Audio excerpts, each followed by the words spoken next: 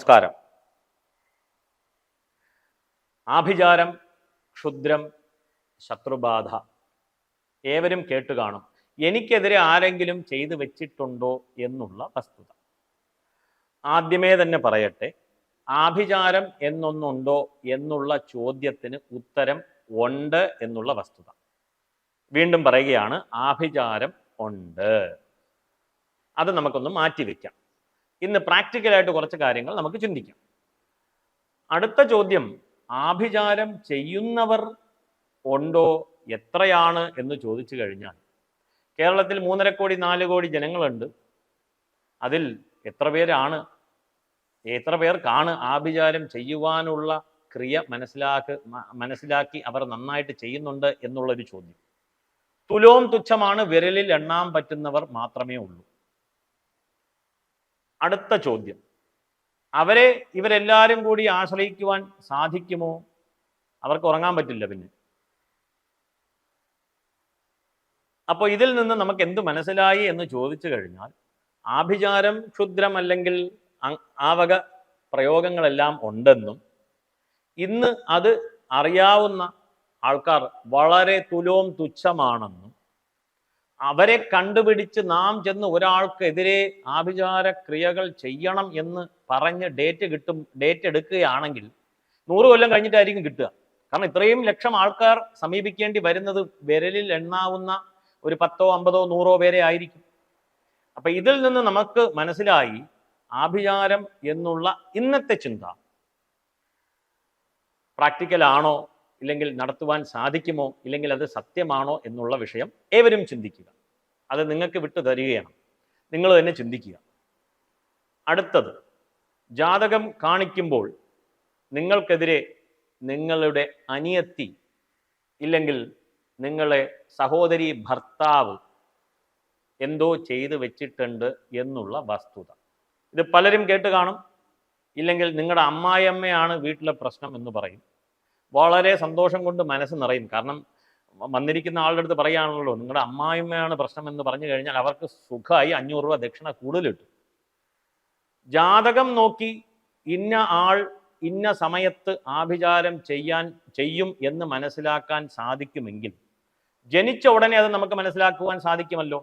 ജാതകം എഴുതി കഴിഞ്ഞു, ഗ്രഹനില മനസ്സിലായി, ആ ഗ്രഹനില വെച്ചുകൊണ്ട് ഇന്നേക്ക് 32ാമത്തെ വർഷം ഇന്ന ആൾ നിങ്ങൾക്കെതിരെ ആഭിചാരം ചെയ്യുമെന്ന് അന്ന് തന്നെ പറയാമല്ലോ. അന്ന് കണ്ടുപിടിക്കാൻ സാധിക്കുമെങ്കിൽ അതിനുള്ള പ്രതിക്രിയ ചെയ്യാമല്ലോ. ഇതിനാൽ ജാതകം കൊണ്ട് ആഭിചാരമോ ക്ഷുദ്രമോ മനസ്സിലാക്കുവാൻ സാധിക്കില്ല, ഒരു തരത്തിലും സാധിക്കില്ല എന്നുള്ളത് മനസ്സിലാക്കുക.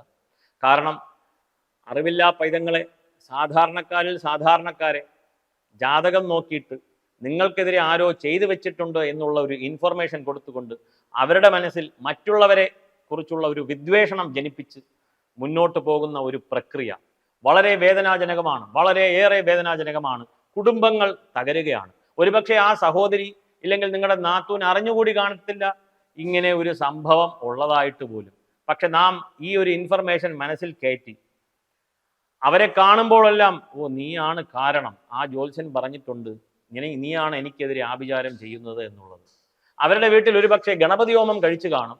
ആ ഗണപതി ഹോമത്തിന്റെ പുക കണ്ട് നാം ചിന്തിക്കുകയാണ്, എനിക്കെതിരെ എന്തോ അയാൾ ചെയ്യുന്നു. ഈ വക കാര്യങ്ങൾ ഇന്നത്തെ നമ്മുടെ സമൂഹ മനസ്സിൽ പടർന്ന് പന്തലിച്ച് നിൽക്കുകയാണ്. അതിലേക്ക് എണ്ണ ഒഴിക്കുവാനായിട്ട് ഒന്നും പഠിക്കാതെയുള്ള കുറേ ആൾക്കാർ വീഡിയോകൾ ഇറക്കി ആഭിചാരത്തിനും ശത്രുബാധയ്ക്കുമുള്ള ശാശ്വതമായ പരിഹാരം എന്ന രീതിയിൽ മുന്നോട്ട് പോവുകയാണ്. പാവം ജനങ്ങൾ ഇതിനെക്കുറിച്ചുള്ള മുഴുവനായിട്ടുള്ള സമഗ്രമായ അറിവില്ലാത്തത് കൊണ്ട് പെരുവഴിയിലാകുന്നു. ഇതിനൊന്നും ഒറ്റമൂല്യമൊന്നുമില്ല.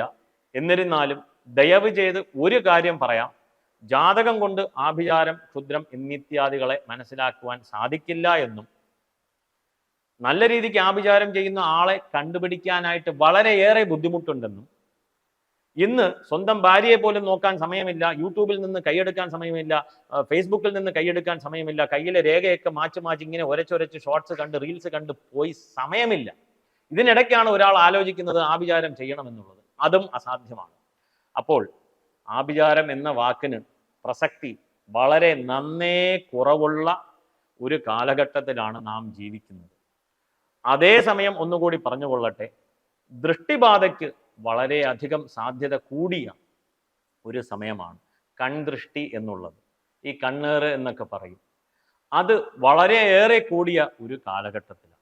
അത് നമുക്ക് സമ്മതിച്ചു കൊടുക്കാം, അതവിടെ ഇരിക്കട്ടെ. പക്ഷേ ഈ ആഭിചാരമുണ്ട്, നിങ്ങൾക്കെതിരെ അദ്ദേഹമാണ് തിരിഞ്ഞത്, ഭാര്യയുടെ സഹോദരനാണ്, വശീകരിക്കുവാൻ വേണ്ടിയിട്ടാണ് എന്നിങ്ങനെ കുറേ കാര്യങ്ങൾ പറഞ്ഞു കഴിഞ്ഞാൽ ഏവരും ഒന്നിന് പകരം 10 പ്രാവശ്യം ചിന്തിക്കുക. നല്ലവണ്ണം ചിന്തിച്ച് മനസ്സിലാക്കിയ ശേഷം മാത്രം അതിലേക്ക് മുന്നോട്ട് പോകുക. ഇല്ലെങ്കിൽ കുടുംബങ്ങൾ തകരും എന്നതിൽ സംശയമില്ലാത്ത കാര്യമാണ്. ഇന്ന് പലർക്കും അന്യോന്യം സംസാരം പോലും ഇല്ലാത്ത കാലഘട്ടമാണ്. മൊബൈലാണ് ആശ്രയം.